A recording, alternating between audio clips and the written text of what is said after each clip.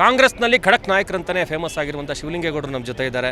ಬನ್ನಿ ಪ್ರಸಕ್ತ ರಾಜಕಾರಣದ ಬಗ್ಗೆ ಅವ್ರು ಏನು ಹೇಳ್ತಾರೆ ಮಾತಾಡೋಣ. ಸರ್, ಒಂದು ಕಡೆ ರಾಮಲಿಂಗಾರೆಡ್ಡಿ ಅವರು ಈಗ ಸಡನ್ನಾಗಿ ರಾಜೀನಾಮೆ ಕೊಟ್ಟಿದ್ದು, ಅದ್ರ ಬಗ್ಗೆ ಫಸ್ಟ್ ರಿಯಾಕ್ಷನ್ ತಮ್ಮದೇನು ಸರ್?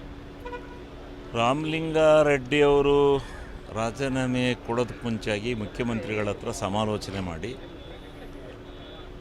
ಅದ್ರ ಬಗ್ಗೆ ಸಾಧಕ ಬಾಧಕಗಳನ್ನು ಚರ್ಚೆ ಮಾಡಬೇಕಾಯಿತು ಅಂತ ಕಾಣಿಸುತ್ತೆ. ಅದು ಇನ್ನೂ ಏನು ವಿಚಾರ ತಿಳ್ಕೊಂಡಿಲ್ಲ. ನಿಮ್ಮ ಮಾಧ್ಯಮದಲ್ಲೇ ನಾವು ನೋಡಿದೋ. ಅದನ್ನು ಬಗೆಹರಿಸ್ತಾರೆ, ಮುಖ್ಯಮಂತ್ರಿಗಳು ಸಮರ್ಥರಿದ್ದಾರೆ, ಬಗೆಹರಿಸ್ತಾರೆ.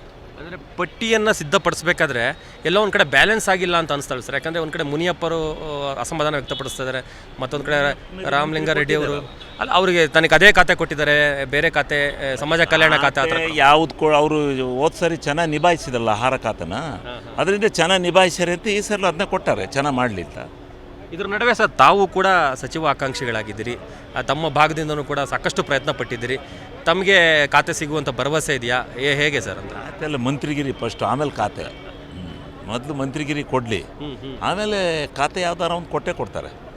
ಸರ್, ತಾವು ಯಾವ ನಿರೀಕ್ಷೆಯಲ್ಲಿ ಇದ್ದೀರಿ? ಒಟ್ಟು ಎರಡನೇ ಪಟ್ಟಿನಾರು ಸಿಗುತ್ತೆ ಅಂತ ನಿರೀಕ್ಷೆಯಲ್ಲಿ ಇದೆ.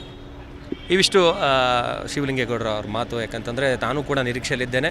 ಕಾಂಗ್ರೆಸ್ನಲ್ಲಿ ಏನು ಅಸಮಾಧಾನ ಇದೆ ಅದೆಲ್ಲ ಸಮಾಧಾನ ಮಾಡುವಂಥ ಕೆಲಸವನ್ನು ಹೈಕಮಾಂಡ್ ಮಾಡುತ್ತೆ. ರಾಮಲಿಂಗಾರೆಡ್ಡಿ ಅವರು ರಾಜೀನಾಮೆ ಕೊಡೋಕ್ಕೆ ಮೊದಲು ಒಮ್ಮೆ CM ಜೊತೆ ಮಾತನಾಡಿ ನಿರ್ಧಾರ ತೆಗೆದುಕೊಳ್ಬೇಕಾಗಿತ್ತು ಅನ್ನೋ ಅಭಿಪ್ರಾಯವನ್ನು ಶಿವಲಿಂಗೇಗೌಡರು ವ್ಯಕ್ತಪಡಿಸಿದ್ದಾರೆ. ಕ್ಯಾಮ್ರಾ ಪರ್ಸನ್ ವಿನೋದ್ ಜೊತೆ ಪ್ರಸನ್ನ, ಜಿ ಕನ್ನಡ ನ್ಯೂಸ್, ಬೆಂಗಳೂರು.